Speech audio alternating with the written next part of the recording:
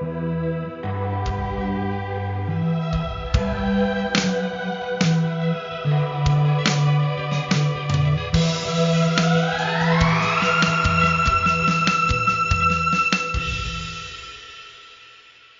strangers, welcome to another episode of The Strange Sessions. As always, I am Kurt, and as always, Krista is with me, but she is not here with me today. Krista is at home. Kurt's not here with me today. Oh, Krista is at home, and I am at home. Krista has been having back issues. Yeah, it's a real bummer. And you still have no idea what's really going on? No, not super clear. We think it's muscular, but I don't know. Nothing's really helping, and it's not getting better. So. Oh, and she's waiting to hear from her doctor. Yeah, who didn't call me back yesterday, by the way.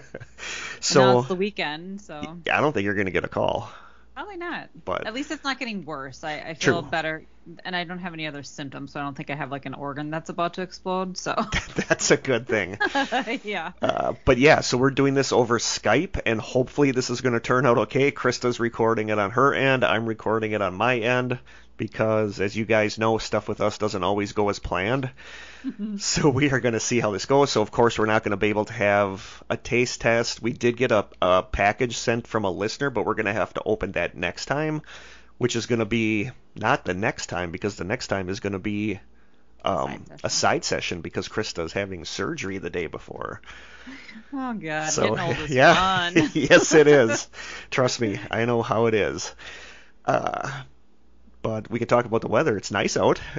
Beautiful. So I actually took off Monday, so that's nice. Yeah, it's supposed to be almost 80. Oh, I don't like that. That's a little too warm. But I have a personal day I had to use, so I decided to take it Monday because I don't have book clubs with the kids, so that should be perfect. You might hear Nanny in the background because she's prowling around trying to figure out what I'm doing here at the table. Nice. You might hear my refrigerator running in the background, so hopefully that's not too annoying. I don't hear anything. No, so I had to turn off. I had to turn off the auto sound adjusting because sometimes it would make me loud, and it would change my volume while I was talking, which is kind of a pain in the butt when you're listening to it. Mm.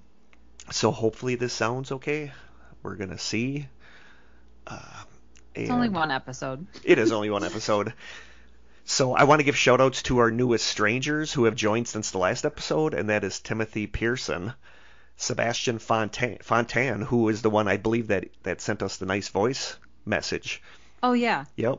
Chad Wyrick, Melissa Day Castanos, and Brittany Sills. Thank you so much for joining. I think somebody joined this morning, but I didn't get a chance to add them to the list yet.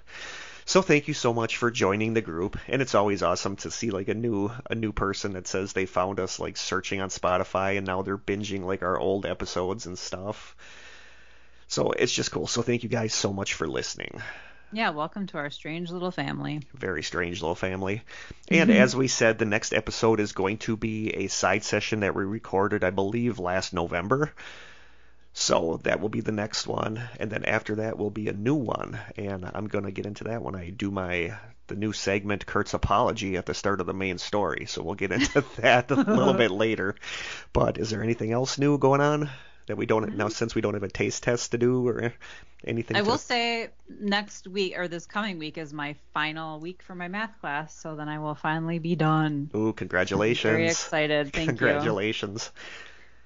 And I'm coming out with an A, so I feel pretty good about that. That's awesome. That's better than I would get in a math class, that's for sure. I never thought I'd get an A in a math class, so I'm feeling pretty good about it. Good. Good for you. Thank you. I'm trying to think if I have anything new. I don't. I believe I'm going to be on Transatlantic History Ramblings with Brian and Lauren tomorrow. We are talking about personal experiences, so I think I'm going to talk about my stuff in my old apartment because that stuff was pretty crazy.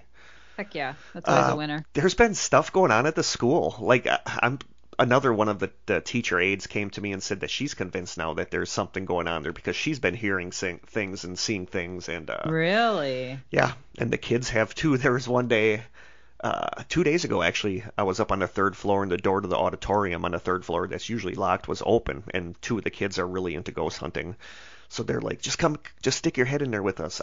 They're convinced something's in there. So we want to see what's in there. So the three of us stuck our heads in, and then one of the little boy, Braden said, "Is there anybody in here right now?" And there was a weird sound from the stage that we just all kind of looked at each other and like shut the door. And there's been stuff going on in the bathrooms. One of the girls, one of my kids, Maddie, she was in there one day and the lights were flickering, and she said something about Michael Myers. She's like, "Are you in here, Michael Myers?" And after she said that, the lights went out. And then yesterday, other students were telling me that in the bathroom they saw what looked like a hat man, like up in the corner, like on the pipes, which is creepy. So that's really creepy. Yeah, so there's all sorts of stuff going on there. So what are the odds that someone would let us investigate? The school? Mm-hmm. Probably not. The kids all want they want to do that this summer. They want us to all go there and investigate the school. And I said, I don't think we can. But I might I get there super early, so I might start bringing my digital recorder and just try for EVP when I get there in the morning and see what happens. But it's starting to, there's stuff, I don't know. I'm starting to think that there might be stuff going on at that school. But other than that, I don't think I have anything else really new. Yep. Me either. You know what's funny? I don't even know what you probably told me. No, I didn't. I didn't tell you. Oh, okay. I never did tell you what the episode. Yep, I did not tell you what the episode is about. Okay. Because I guess we can just jump into the main story already. So because we don't have a taste test, we can't open our package. But we're going to start with Kurt's apology, which is our newest segment. And what happened with this one is that Krista doesn't know this, but because we are not going to actually be recording the next episode, so I'm going to have a lot of time to research.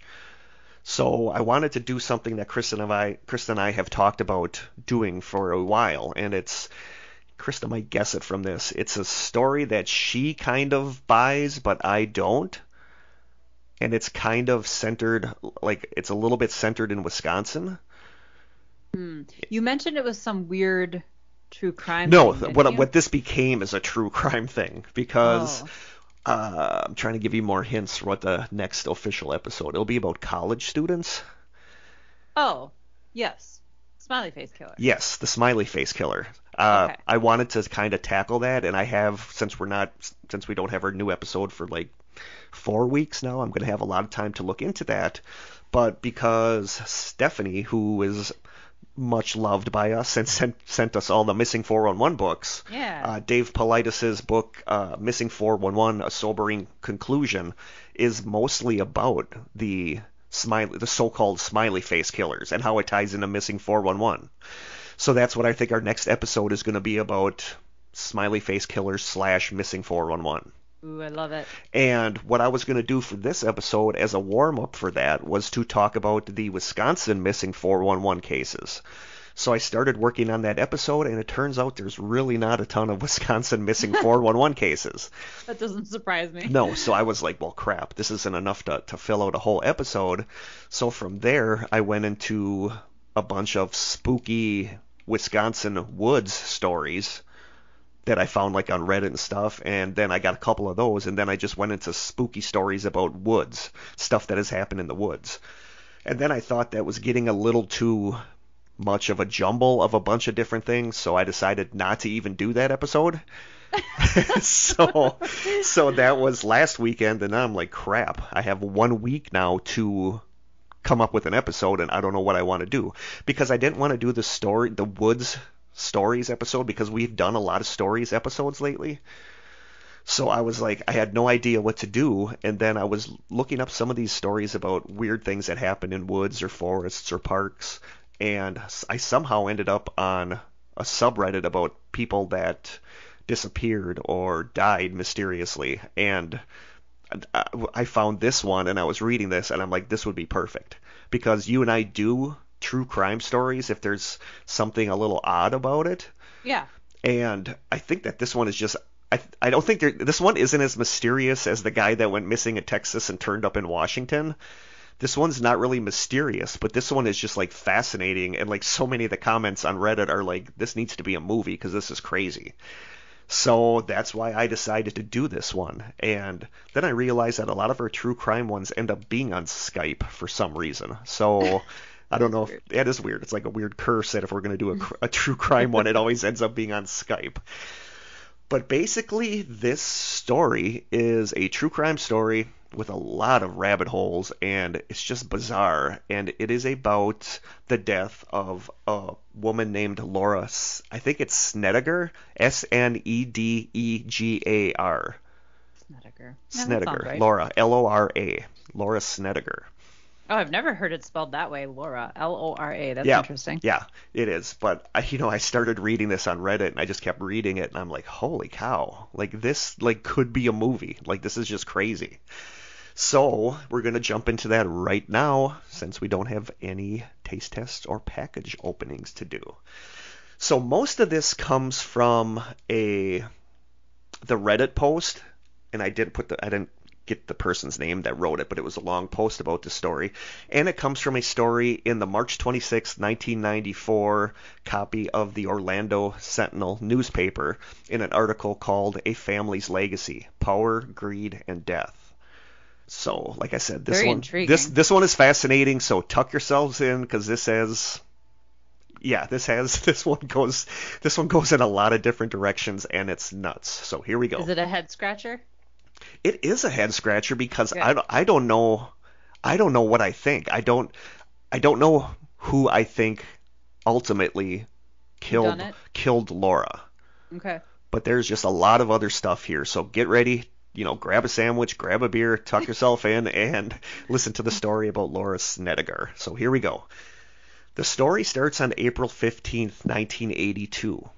In Arlington, Indiana, a farmhand named Phil Bennett was out plowing his cornfield when he saw something laying on the ground a few rows down. He thought it was a dead deer, so he got out of his tractor to go move it. What he instead found were the decomposing remains of 22-year-old Lora Snedegar, a woman who had been missing for 8 months. Lora was found laying on her back in the cornfield. She was wearing a long, white men's t-shirt, a pair of cut-off jean shorts, and several pieces of jewelry. Because she had been pretty badly decomposed by this time, Lora's family identified her by her clothing and jewelry, but her identity would later be confirmed using dental records. Several shell casings were collected at the scene, and it was determined that she had been shot multiple times in the head by a .25 caliber revolver. Most of the other stuff I looked at said she was shot 3 times in the head. The police stated that she was most likely killed in the location she was found, but the owner of the farm was 100% certain that the body had not been there when they had gathered the crops in October, which makes sense, because if it had been there, someone would have seen it or run it over with the tractor. And I'm guessing, Right, I'm not a farmer, but I'm guessing it would kind of ruin your day if you're out there in the morning on your tractor and you run over a decomposing body. I can't imagine. And I'm assuming that even if you have a farm in winter in Indiana, you're still going to be like seeing your fields, and you're still going to be, you're going to notice a dead body laying in your cornfield. So. But all of the articles I said use the words adamant, that he was adamant that this body was not there in October. And he found it in April. And, that kind of comes into play, like when this happened, when she ended up there. But they found, like I said, several shell casings around the body, and it looked like she was shot 3 times in the head by a .25 caliber revolver. So a few days later, Lora's remains were buried in Chillicothe, Ohio, just a few miles away from where she had been born.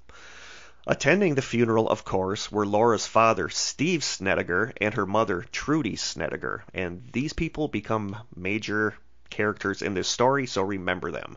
Her dad, Steve, and her mother, Trudy, or Gertrude, but she usually goes by Trudy. Steve had made enemies in the early 1970s when he was on the run from the FBI, and then again during his quick rise in the waste oil business, and a third time when he was apparently running some cloak and dagger venture with Cuban dictator Fidel Castro that he never seemed to want to talk about much.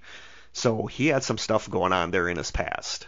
I'll say. Yeah, so he was involved in a tractor theft ring, which I had never heard of a tractor theft ring before, but apparently I don't know if you're going to be doing any high-speed getaways from the cops in a tractor, but he was deeply involved in a tractor theft ring. And then after Steve was finally caught in Houston by the FBI dropped its charges against him, and nobody really knows why. So, yeah, adding a little mystery to that. So Lora's parents, Steve and Trudy, had moved from Greenfield, Indiana to Astor, Astor, I don't know how you pronounce Astor. Astor. Astor? I think so. Okay. Steve and Trudy had moved from Greenfield, Indiana to Astor, Florida in June of 1981 after selling their waste oil business. And I was going to look this up, but I totally forgot. I'm assuming waste oil business, like when I worked at the factory, we had waste oil from the machines, and I believe we sent it out to somebody that would clean out the waste from it, and then it would be reused as oil. I think that's what it is. I think so too. So they moved to Florida after they sold their waste oil business. Lora stayed behind in Greenfield, living in her parents' house that summer after they moved away. Lora had been married to a man named Bryce Morris, and the two of them had a 3-year-old daughter named Brandy. They had gotten divorced earlier in the year, but by all accounts, they were still like on really good terms with each other after the divorce, and they were sharing custody of Brandy. So on August 10th, Laura's mom, Trudy, flew from her Florida home for a visit with Lora and some of her other daughters. I believe she had 3 other daughters, but the one daughter that we'll hear about is Brenda. So she flew in for a visit with Lora and some of the other daughters, including Brenda Chalice and her son-in-law, Dan Chalice, who lived in southern Indianapolis, Indiana. Investigators believe the visit may have been an attempt to stop Lora from reconciling with her ex-husband, whom Stephen and Trudy greatly disliked. Trudy landed at the Indianapolis International Airport where her 2 daughters picked her up. After spending the day together, Lora and Trudy left Brenda's and they headed back to the family's home in Greenville together. Laura's daughter Brandy at this time was staying with her dad Bryce, and like I said, her and her ex-husband seemed to get along okay, so he's kind of not really a suspect in this. Mm-hmm. Once they got back to the house, Trudy decided to call it a night, and she went to the master bedroom while Lora slept on the couch in her underwear and a men's white t-shirt watching television. That was the last time anyone would see Lora alive. The following morning, August 11th, Trudy woke up around 6:30 in the morning, made her way downstairs, and she found that the side patio door was open and the television was still on. Laura's keys and wallets were still laying inside, but her bed was still made in the bedroom and her car was still in the driveway, but she was nowhere to be found. Trudy started calling various friends and relatives as well as the local hospital, but nobody had seen Lora. Finally, at 1:30 in the afternoon, Trudy called the police to report her daughter missing. The police showed up, but they didn't really find anything out of the ordinary at the house. There weren't any signs of a struggle or anything, and the only indication that her disappearance was some kind of foul play was the fact that she hadn't really taken any of her personal belongings with her. I believe her purse and stuff were still there, her keys, her wallet. So the police checked out Laura's phone records and discovered that she placed 2 phone calls that evening, both to her ex-husband Bryce. The first call was around 11 o'clock p.m. and the second call was just shortly before midnight. So she called her ex-husband twice for something, both of them before midnight. Later that day, police and volunteers searched the nearby woods, fields, and creeks for Lora, but they found absolutely nothing. Lora was just gone, and no idea where she went. But like I said, the door was open, the patio door was open, so it looked like somebody had just come in and abducted her. But so they said that when they went to bed or whoever, that she was in underwear. Exactly. That is just what I was going to say. Is that yes, that is going to come up. Is that she went to bed. The last time her mom saw her, she had underwear on and a men's t-shirt. When she was found in the field, she had a white t-shirt on, but she had jean shorts on. Okay. So that's another puzzle piece in this whole thing. So they went out searching for her. Nobody could find her, and she was just gone. The following day, just one day after Laura's disappearance, the phone rang at the house, and Trudy picked it up. When she answered, a raspy male voice said to Trudy, quote, "We're going to get you, sucker," and then hung up. What? Trudy called the police to report the call, and the police came to the house with recording equipment just in case they got any more phone calls. The next day, on August 13th, the phone rang, and when Trudy picked it up, a female voice was on the other end, crying and saying sexually explicit things for around 10 seconds, and then the call cut off. And I looked everywhere I could to find out what this thing is with the sexually explicit things. And crying at the same time. Yeah, a female voice was on the other end crying and saying sexually explicit things for around 10 seconds before the call ended. That call was recorded. Trudy, Steve, and Laura's ex-husband Bryce all agreed that the sobbing woman is Lora, but it was never proven. So that's weird. Very weird. And I'm trying to find what they mean by sexually explicit things. Was she swearing? Was she talking dirty? Like, I don't know. It's just But weird. being made to do it. Yeah, Hence the crying. I don't know.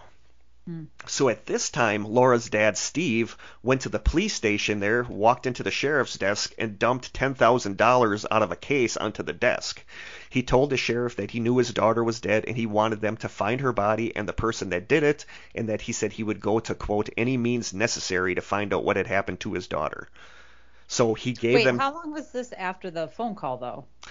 It didn't say. It just said around, like maybe the Okay. day after the phone call. He went there, dumped a bag of $10,000 on the sheriff's desk, and was like, "Use this, do what you have to do to find her body and figure out who did this." And that he told the sheriff that he would go to, quote, any means necessary to find out what had happened to his daughter. That seems weird to me. They just heard a voice the day before that they thought was her, and now he thinks she's dead. Yeah. Like they just had proof that she's alive. Yeah. Yep. Weird. Yeah. Okay. So there's a lot of weirdness in here. Like I said, I don't know ultimately what I think happened. So now, back when Steve was trying to sell his waste oil business, a businessman from Carmel, Indiana named Paul Anthony Lambert, who went by the name Tony, had attempted to buy the family's oil business, but Tony's financing fell through, and apparently harsh words had been exchanged between Tony and Steve, Laura's dad. 3 weeks after Laura's disappearance, Steve started wondering if Tony had something to do with her disappearance, so he called Tony on the pretense of making amends and said that he still wanted to do business with him, so he arranged for a meeting with Tony in New Orleans. Tony and Steve met up in New Orleans for the supposed business meeting. Steve later said that when the two men met up, he questioned Tony about Laura's disappearance, but he said that Tony claimed to have no knowledge about what happened to her or where she was. Steve said that he believed him, and Steve said that he last saw Tony driving away in a car with an unknown blonde woman. That is the last time Tony Lambert was ever seen. He disappeared, and no trace of him has ever been found. Huh. However, rumors started to swirl, and there were chatter from friends and family, and some even said that Steve told them this in secrecy, that Steve was a private pilot and he had flown to New Orleans by himself that day, and they said that he took Tony on a, quote, sightseeing tour of the Gulf, but that after the tour was over, when Steve landed, Steve was the only one who got out of the airplane. Okay. So they are. Did you like open the door and shut I him don't up? know. That's what I'm thinking too. I'm like, how easy is it to shove someone out of an airplane?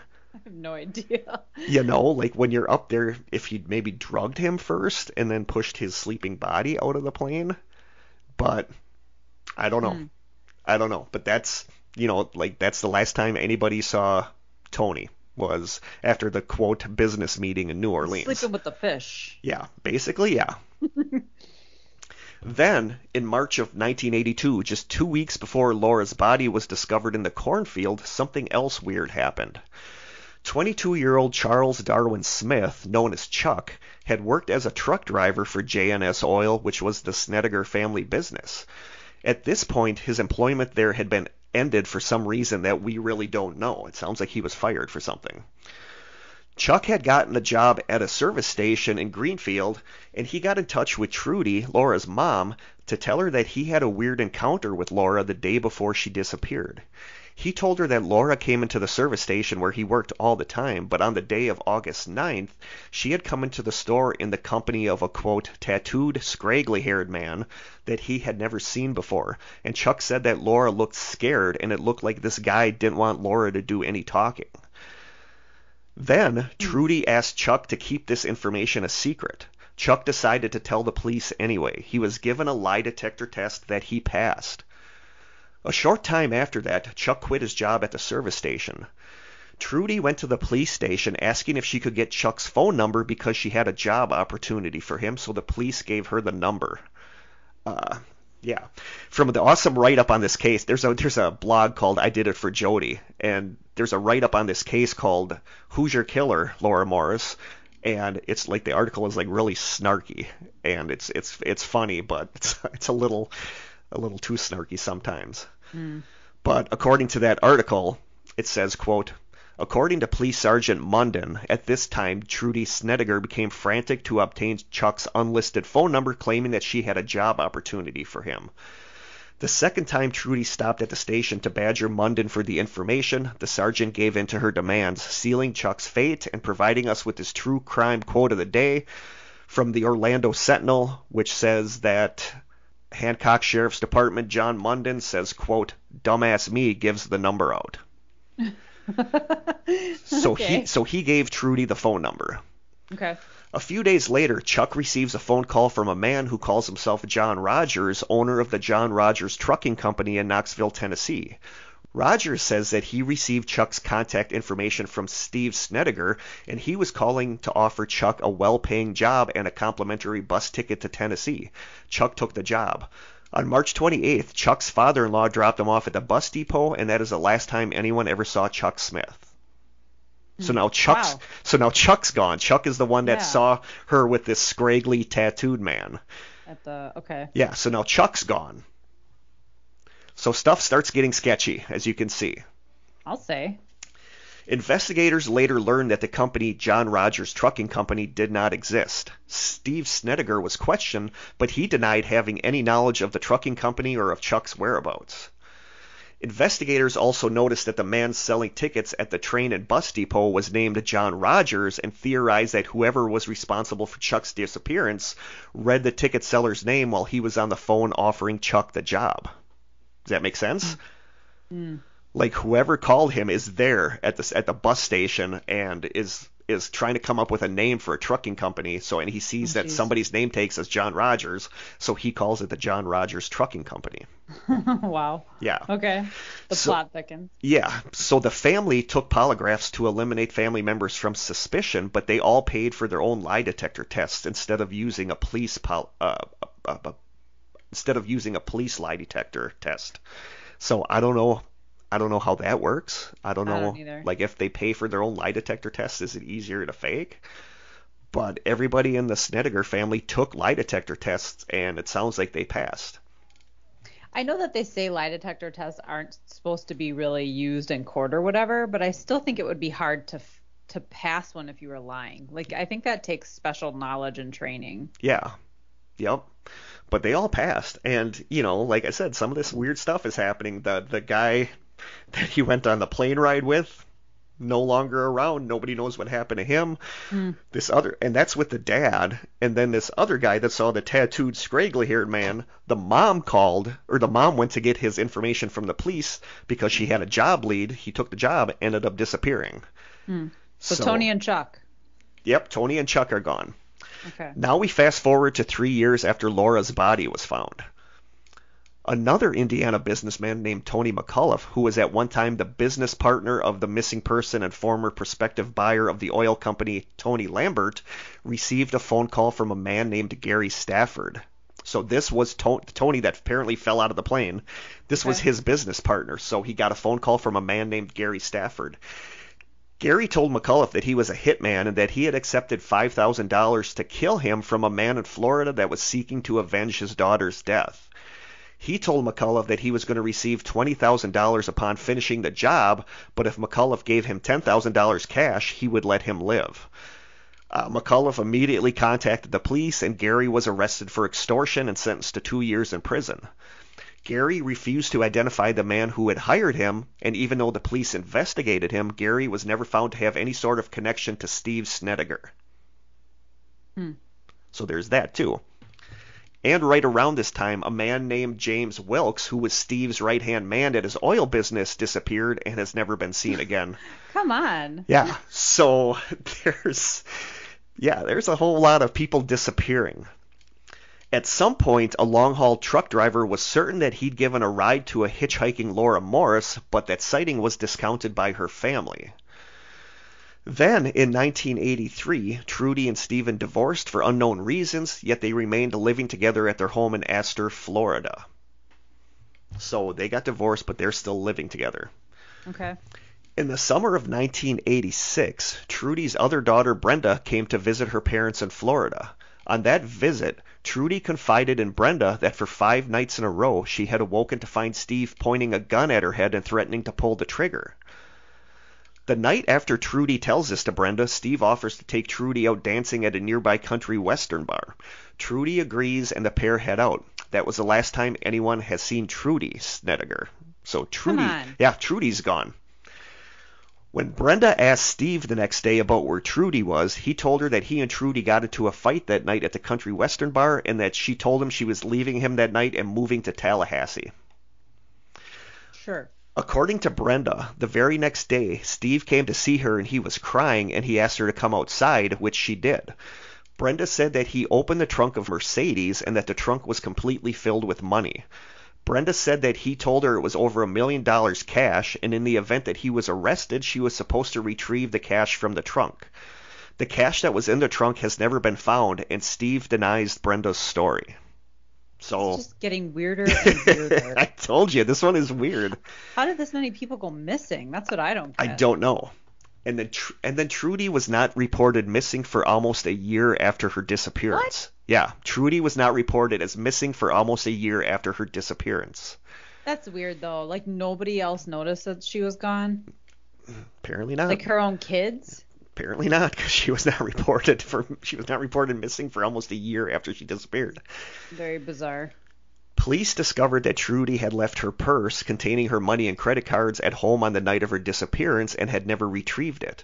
They officially filed a missing persons report, but no trace of Trudy has ever been found.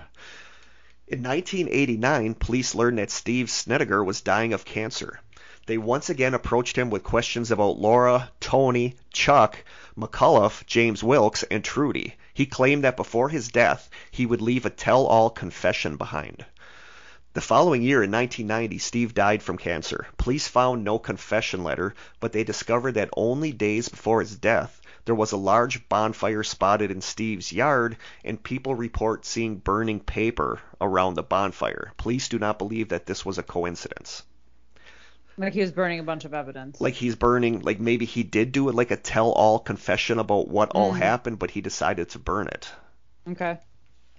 While cleaning out their father's home in Florida, the Snedegar children, 4 in total, including Lora and Brenda, discovered a map tucked inside the guest book from Lora's funeral. The map showed a red X marked on a spot. Wait. Did you just say Lora was helping clean? No, that was 4 daughters. They had okay. They had 4 children in total, including Lora and Brenda. So gotcha. Okay, so there that were confused the me. 3 other Snedegar children were helping clean because Lora's Okay. dead. But while they were cleaning out Steve's house, they found a map that was tucked inside the guest book from Lora's funeral. The map had a red X that marked a spot on the Snedegar property in Florida. The map was turned over to law enforcement. The spot showed a part of their property that had been paved over with a patio, and rumors began circulating that there were at least 1 body, 2, maybe 3 underneath the concrete. They excavated the area that the map showed in the hopes that they would find something, but where the X was on the map, underneath that slab of concrete, there was absolutely nothing. Then Maybe it was just like, hey, I'm going to put a patio here. I don't know. But then why was it tucked into the funeral guest book? Weird. You know, did somebody that was at the funeral have an idea where they might find a body and they tucked that under there to have Tried the to police send a look message. to look underneath the patio? Yeah, that's weird. Then, in 1994, a family friend of Trudy's named Bill Estes came forward claiming that at the behest of Trudy, he had placed a black box inside of Lora's casket on the day of her funeral. He said that the black box contained a letter from Trudy as well as several pictures. Hoping that the letter would hold some kind of clues, Lora's body was exhumed and the small black jewelry box was located inside the coffin. However, what was written on the letters was never released publicly, as police claimed that it had nothing to do with the case, and the pictures that they described as being water damaged, but I don't know if that's water damage or is that like decomposing body damage? Yeah. But the police said that the photos were water damaged and they were simply family photos. So they dug her up, and there's newspaper articles for nothing. There's newspaper articles you can find where they talk about that they're excited because they think that this is going to be some kind of clue as to what happened. And so they dug up Lora, and there was absolutely nothing in this box, in this letter that could help with anything. Wow. Yeah. According to the Greenfield Daily Reporter on October 18th, 1994, Hancock County Detective Donnie Munden said, quote, "We can say at this time that the letter was written by Lora Morris's mother, Trudy Snedegar. It is in her handwriting and discusses more than one subject. The box also contained 3 photographs." But that's all that they said. And according to police, it was also discovered in 1994 that Trudy carried the same type of gun that was used to kill Lora in her purse. But soon after Lora's disappearance, Trudy's gun disappeared. Investigators later heard rumors that a few days after Trudy's disappearance, Steve and an associate, who apparently was Dexter Morgan, were seen taking something wrapped in plastic out on a boat into the Ocklawaha River a few days later. Interesting. So the murder of Lora Lynn Morris and the disappearances of Trudy Snedegar, Tony Lambert, Chuck Smith, and James Wilkes all remain unsolved to this day. Wow. So basically, what the hell happened? I mean, do you feel like Steve is behind this whole thing? I don't know. There are many theories as to what happened. Some people talk about Steve's time as a supposed drug runner for Fidel Castro. Others talk about him being on the run from the FBI, as well as his part in a tractor theft ring, and that he was somehow involved in the death of a deputy sheriff in Ohio in the 70s.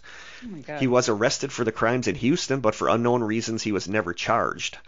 Yet another theory claims that he made some big enemies during his time as an oil man. However, the most widely accepted theory seems to be that during an argument, Trudy shot Lora. According to police, it was discovered in 1994 that Trudy carried the same type of gun that was used to kill Lora, but then after Lora died, her gun disappeared. And it's believed that the men who went missing, Tony, Chuck, James, were killed by Stephen in an attempt to avenge his daughter. Other people theorize that the police were in on it. And there's been some sketchy stuff with that police department there.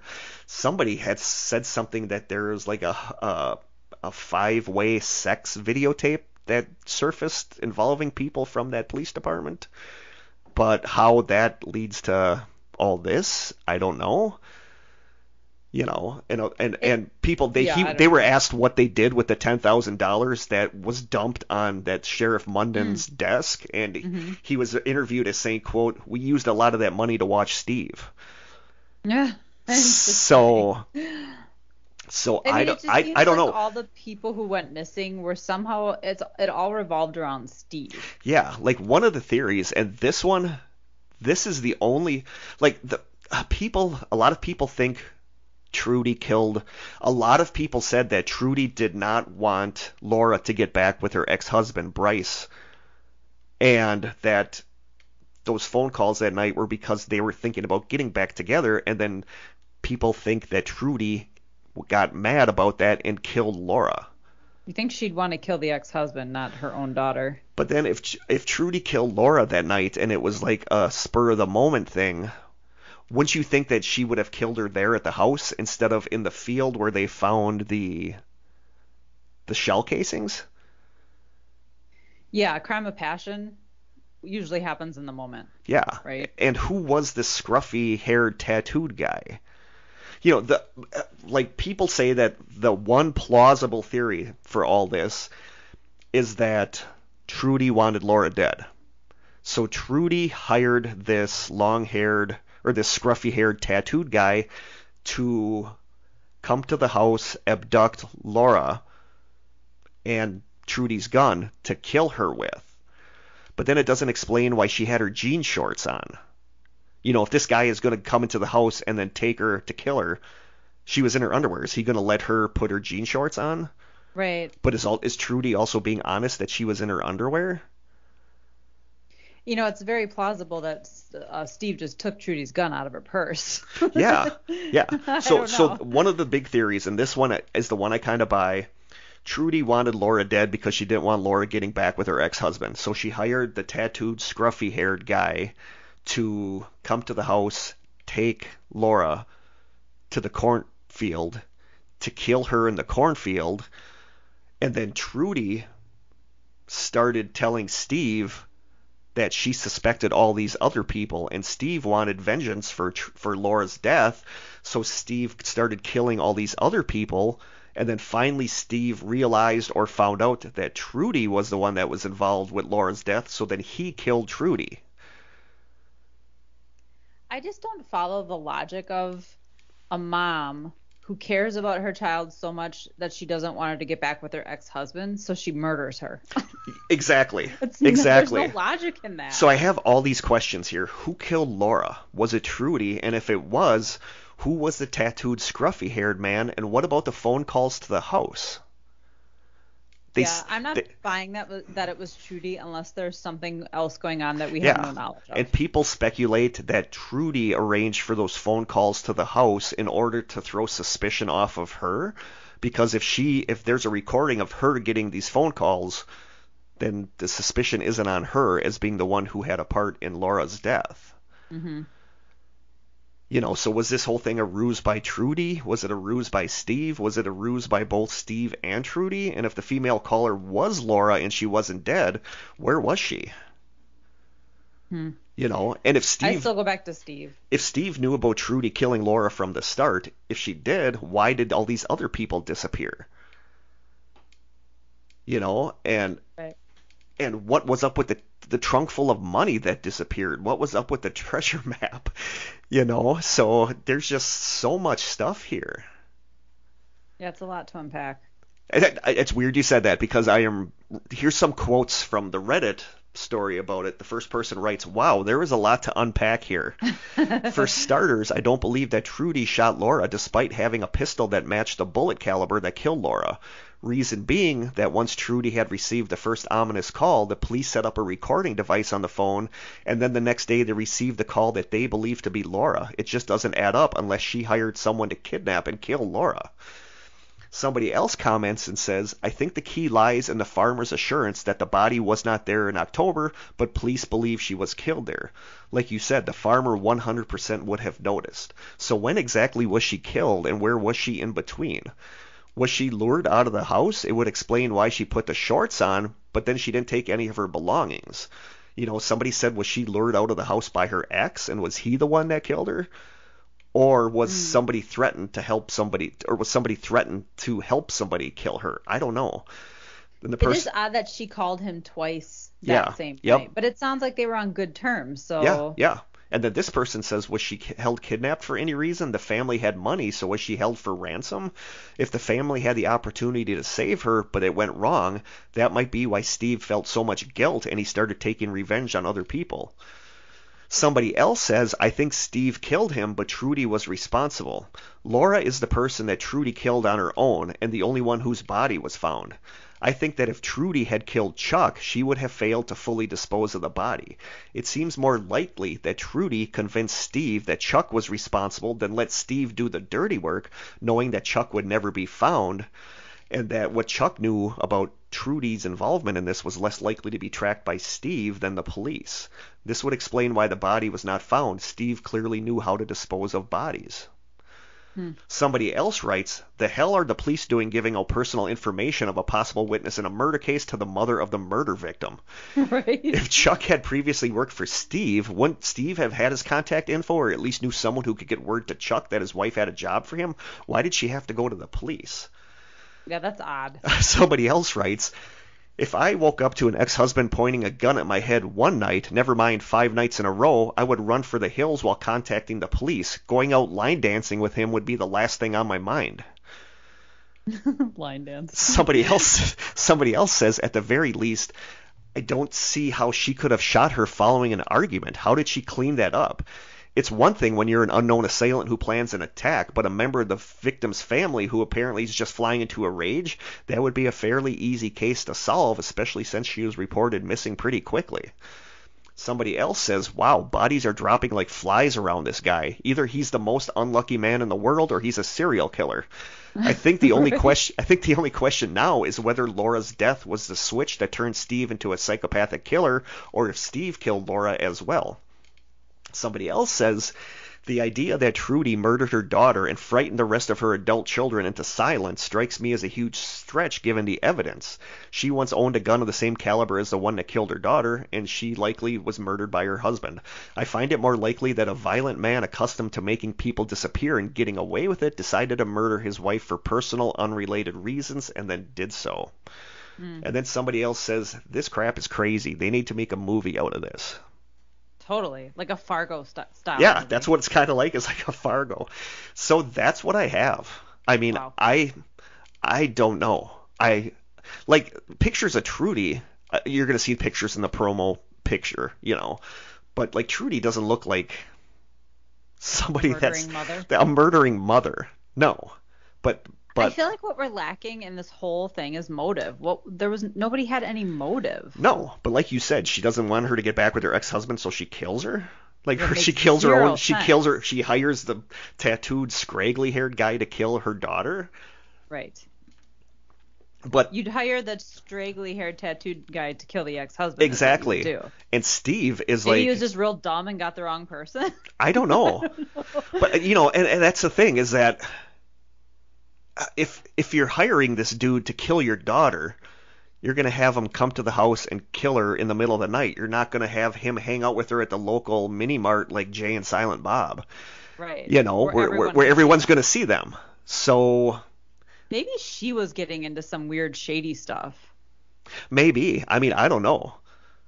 I just, like I said, I can't see Steve or Trudy being responsible for Laura's death, but I feel like one of them has to be. And I don't think it's Steve, because it sounds like Steve was genuinely upset and wanted to figure out, and if he was that upset that he wanted to figure out who killed his daughter, that he was killing people who he thought killed her. I think one thing that strikes me as really weird and shady is that they got a phone call that they believe to be from her. Yeah. And shortly after, he says, "I'm convinced she's dead. Here's money." Yeah. Why would you be convinced she's dead if you just had a phone call that I don't sounded know. like her? I don't know. I don't know exactly the time frame of when that statement was made to the call, but the article just said like shortly after. But the fact that Trudy, Steve, and Bryce, her ex-husband, all identified the voice as being Laura. But then the question is, where was she? If Trudy hired this guy to kill her, why was she not killed, and why was she making sexually suggestive phone calls?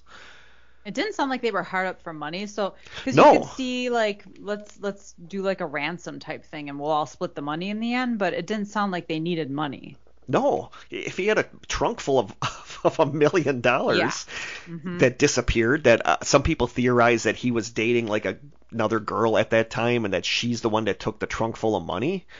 And my feelings on far-fetched. My feelings on the map are that it was somebody that went to the funeral that wanted the police to look under the patio that Steve and Trudy put down, thinking that some of these people that disappeared were under there. Yeah, maybe just a hunch. Like, Yeah. hey, you should look here. Yeah. Because it's like a newly laid patio, but Yeah. that didn't turn up any evidence. So I don't know. Nothing quite fits. It's No. one of those stories where No. nobody quite fits the profile. Nobody quite has a motive that No, we can and it's really weird. figure It's out. weird that considering Laura is the one person that died, like the really weird stuff isn't even her like that. It's like the stuff that all is like circled around this whole thing. Yeah, totally. Like five or but 5 or 6 people have died or have disappeared Right. due to this. And like what happened to Chuck, the guy that his dad dropped him off at the bus station to go to the new trucking company for his job, and then he just disappeared. Who killed him? Right. And why? Yeah. And I don't think that it could have been. I don't know who made that phone call to offer Chuck the job, because it was a male. So could that have been, if Trudy killed Laura, did she convince Steve that Chuck was involved in her death? I don't know. Like Chuck dying almost points to Trudy having something to do with it, because Trudy's the one that went to get his contact information. Right. Yeah, that's weird. Because she did not want people to investigate her being with this scruffy-haired guy that Chuck saw. So Trudy almost has to be involved. But then if Trudy hired this scruffy-haired guy to kill, why was it done so sloppy.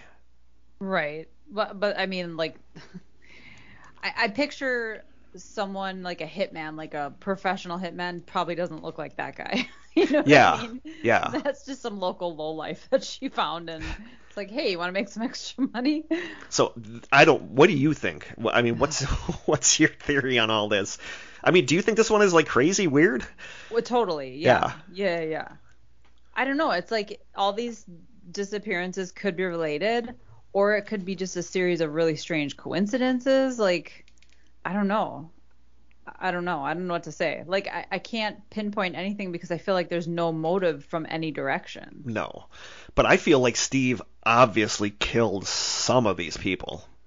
Yeah. You Like the know, one so guy who got in the plane with him for sure. And Trudy, that's weird. Like they go to a line dancing club one night and then she's never seen again and he doesn't report her missing for a year. That's weird. yeah, I don't know. You know, maybe for him, like killing someone was like eating sushi for the first time, where you're like, I don't know if I like this, but then you start to like it. I don't know. Then the wasabi hits you and you're like, I need more. Exactly. I mean, to me, the only thing that makes sense is that Trudy hired the scruffy-haired guy to kill Laura, and she was convincing Steve that it was all these other people, so Steve was killing them, and then Steve realized it was Trudy, so he killed her, took her out on the boat Dexter style, dumped her in the river. Maybe or Because maybe the fact that Steve said that he would do a tell-all confession shows that he knows more. hmm You know. Well, it makes me wonder because of his shady past. Maybe somebody from his past is like, this is revenge for something that happened a long time ago. You know what I mean? Like somebody came and took his daughter, and Yeah. then they're like, let's try to pin this on the family. Let's start making people disappear around the family. You know what I mean? Yeah. But we have no knowledge of anything like that, so it's just speculation. Yeah. I mean, I don't know. So I just don't That's know. a head scratcher. It is a for head. sure. It is one of our true crime head scratchers. Heck yeah. But I feel I can't. I feel like Trudy's involved in it, but I can't wrap my head around her wanting her daughter, murdering her own daughter. At least not over an ex-husband. If there were some other motive, we're not aware of it though. Yeah, and it's like, and then like that one commenter said, she woke up 5 nights in a row to Steve pointing a gun at her head, saying he was going to kill her, and then she went out to the country western bar with him the next night and disappeared. Who did she tell that Steve had done that? Brenda, her other daughter. Okay, her daughter. Yeah. And Brenda was the one who saw the money in the trunk too, right? Yes. But then Brenda also was one of the ones that didn't report Trudy missing for a year after she was gone. So weird. That's really weird. Yeah. I mean, that's why some people say that the family was so frightened of Trudy that they stayed silent about her being missing. I don't know. It's just so strange. Like, if I text my mom and she goes longer than an hour without getting back to me, I'm like, Exactly. oh my God, what happened? Exactly. I'm freaking out. Exactly. And none of these other people knew that she was missing. Weird.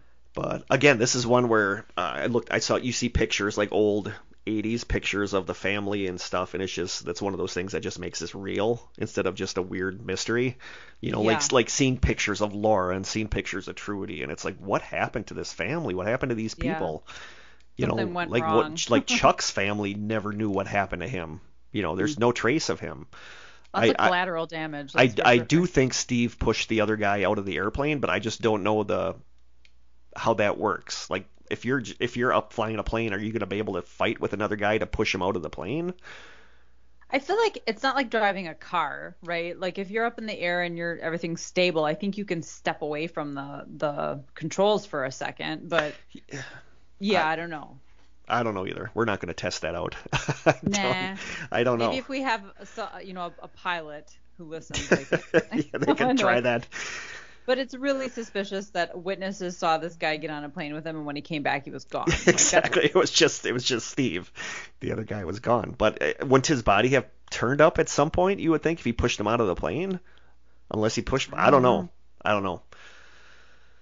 So that is the story of the murder of Lora Snedegar and the crazy whirlwind that went on around it.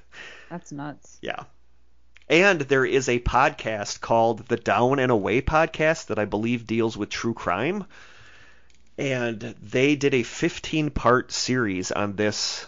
Oh, wow. Yeah, this mystery. Deep dive. And it was with Brenda, but I don't believe it was Trudy's daughter, Brenda. I think it might have been Laura's granddaughter. Okay. I believe it was Laura's granddaughter that did that is on this podcast with this other podcaster. It's the Down and Away podcast. If you're into this story, you can go check out the Down and Away podcast because they have a 15-part podcast. Wow. Yeah. So there's a lot. Like you said, there's a lot to unpack in this one. There's a lot of deaths, a lot of disappearances. Crazy. So there you go. That's a movie. You're right. They need to make a movie out of this story. Hopefully this was okay. Yeah. Like I said, this was this stuff. This was really a last minute one for me. But when I started reading this last weekend, I'm like, holy crap. Like I've never heard of this. Yeah, no, I've never heard of it either. And it's just like a crazy. It did happen a long time ago, though, right? Yeah. Like I feel like true crime tends to cover more recent stuff. But it's just such a crazy whodunit. Yeah. So who done all of it? Like, yeah, there's just so much. Yeah, but ultimately, who killed Laura? Because that's what started this whole snowball.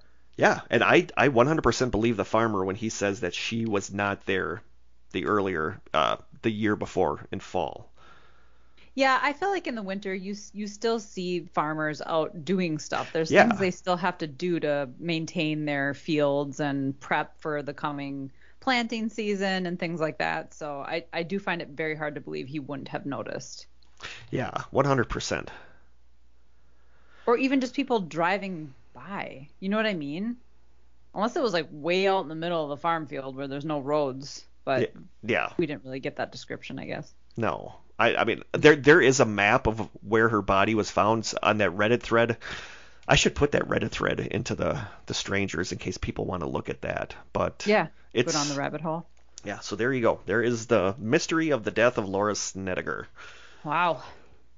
Hopefully it was feasible for an episode. I thought it was, but I love this stuff too. Me too. I'm gonna do my 2 song picks, if that's okay. Yeah. We're only at an hour, so we have some time. Yeah, I knew this wasn't going to be a long one, and I thought about starting some of the weird stories about woods in Wisconsin, but I think I'm just going to save that for a whole episode, like about scary woods stories or something like that. Hey, do you have the pickle joke book with you? I can go get it. It's in the other room. Okay, because I don't have a joke book with me, and I don't want to climb stairs to. Okay, I will get it in a second. Okay. But I'm going to do 2 song picks. These have a common theme, as you're going to see. The first one isn't really a song. It's a collection of songs. I believe I've talked about this on the podcast. This one actually involves one of the topics of an episode we did. It actually involves topics of 2 episodes we did in a weird way, so that's kind of cool. But this is a compilation of the easy listening music from something called Sounds for the Supermarket from 1975. Nice. Yeah, I came across this, I think, last year, and I love this. I really love this. So the original video is no longer up. It got taken down due to copyright issues, but now somebody else has it back up. So the original video for the Songs of the Supermarket recording said, quote, grocery store music. If you are looking for that classic supermarket jingle, then look no further. Sounds for the Supermarket was the title of a tape cassette produced by a Minnesota-based communication company in 1975. It was available by mail purchase to supermarket vendors in the U.S. and Canada. The music contained inaudible subliminal recordings that were intended to increase buyer purchasing at grocery stores. Customers were influenced to purchase more products as a result of the brainwave patterns hidden in the musical notes and sound compositions. Different subliminal tapes were also sold for purposes of advertising and social programming, and they all contained the titles, quote, sounds for the whatever. I've held on to this for about 25 years. Musically, the sounds are typical easy listening or elevator music. There is no information about the company nor the musicians anywhere that I could find. The label/information has peeled away with time. Each side of the tape had 10 songs. All 20 songs are recorded here as 16 separate songs with 2 tracks bundled together on 4 of them. Songs 4 and 1 are very classic 70s easy listening. So somebody else in a comment said, so I found Sounds for the Supermarket today while it was used as a meme, but it doesn't seem to be a real album. I can't find a Discogs page or any pictures of the tape. The only official album info I can find is in the YouTube description. It seems to me that the original poster made a mixtape of 1980s music from the DeWolf Music Library. And that's where this music came from. But what a lot of stuff revolves around is the very first track on this video.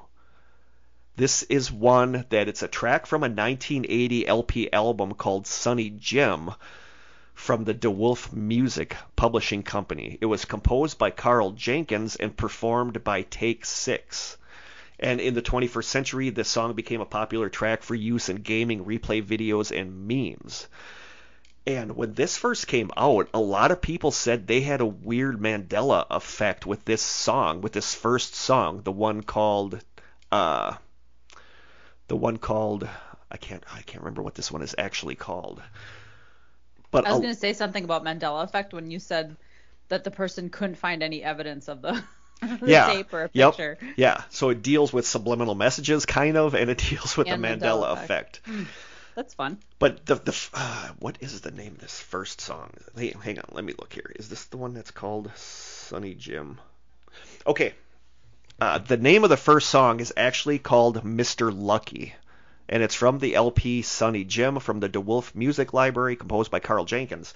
This is the song that people are like, I'm nowhere near old enough to have heard this in a grocery store. I don't watch replay videos, but the moment I heard this song, it was like I know this song because I was able to sing along with this instrumental track, but I have no idea where I would have heard this song.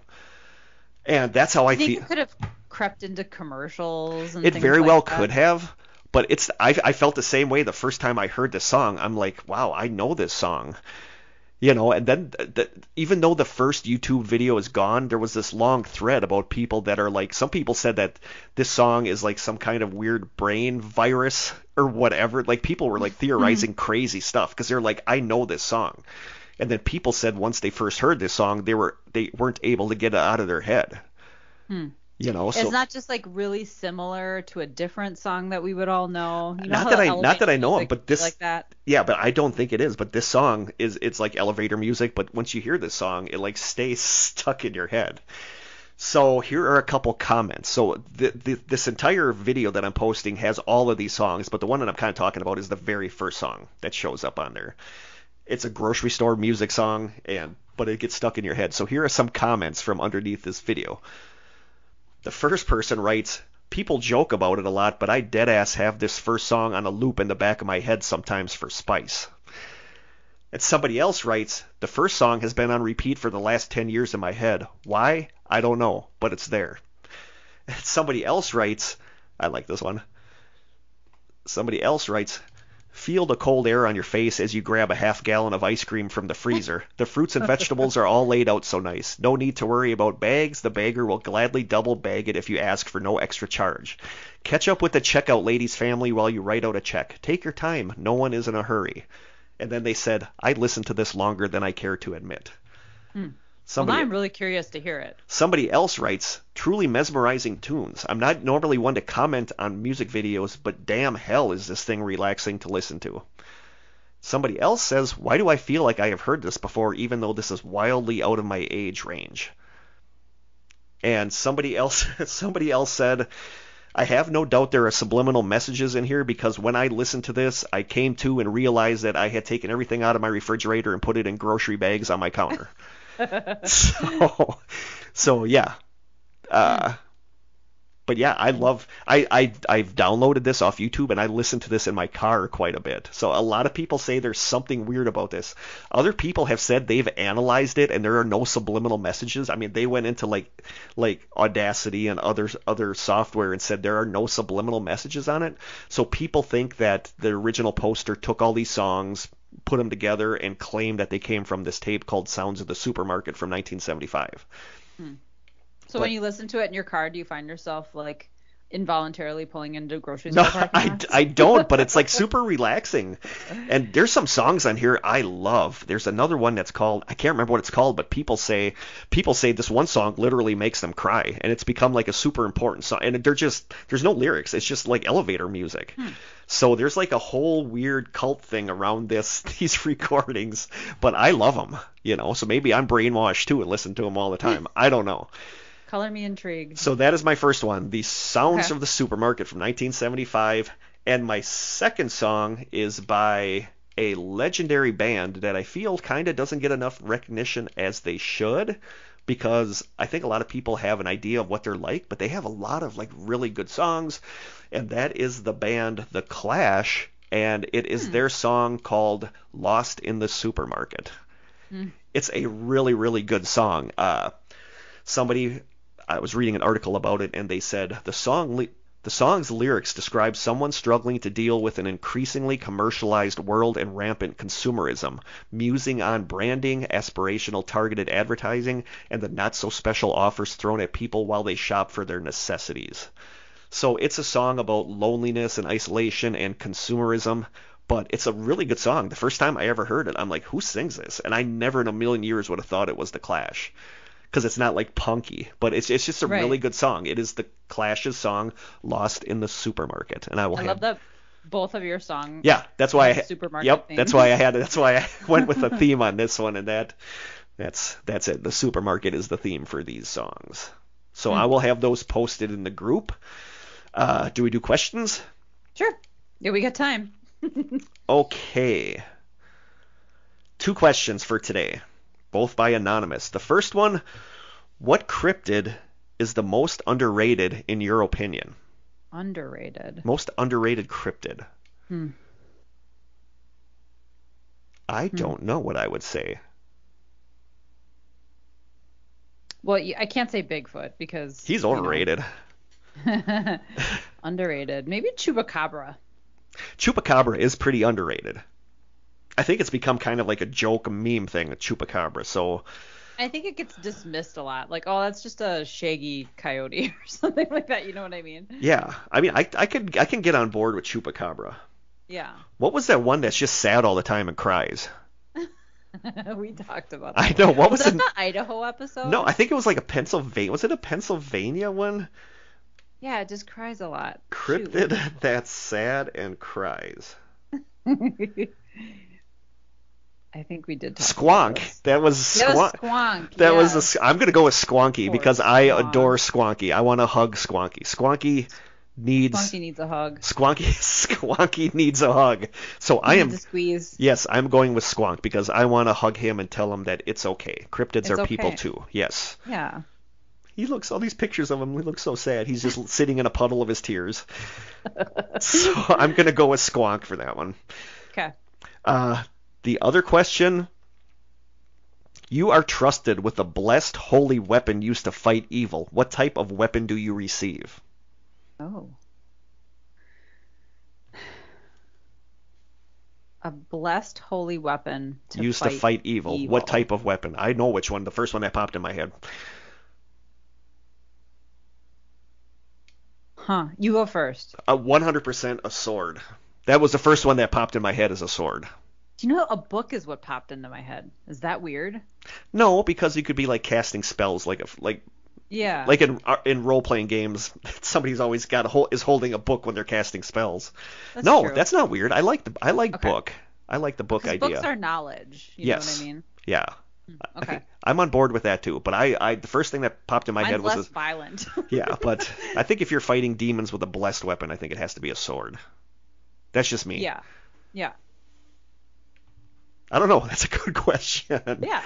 That was definitely an off the wall kind of question. I wasn't expecting that. It was. We'll do one like more. We'll do one more. Okay. Best show from the 90s that no one talks about anymore. Oh god, I'd have to like Google shows from the 90s. 90s shows. We're both Googling 90s shows. I was going to say Quantum Leap, but people are talking about it again because there's going to be a reboot of it. I was going to say, and I don't even know if it was a 90s show. Crap. what's it called? They did the Wonder Years. Was that from the 90s? Yeah, I think the Wonder Years was from the 90s. But they're doing a reboot of that too. There's like a new version of that. Yeah. Are they really? So I don't know if that counts. In the 90s. The Nanny. I've never watched The Nanny. I only know it was Fran Drescher and the guy that used to play Shane on Days of Our Lives. I mean, it's all good stuff, like Who's the Boss, Growing Pains. They're not like underrated. Everybody watched those shows. Yeah, I'm looking through a big list of that. Oh, I found 190 shows that I love that people never talk about anymore. That's The Adventures of Briscoe County Jr. I don't think I've ever heard it. It was really good. It starred everybody's man crush, Bruce Campbell. Bruce Campbell. The Evil Dead guy? Oh, The Evil Dead. Yeah. Yeah. Okay. The Adventures of That's everybody's man crush? Oh, God, yeah. Everybody loves Bruce Campbell. Oh, okay. 100%. Like men? Yeah. He's Bruce Campbell. How are you even questioning that?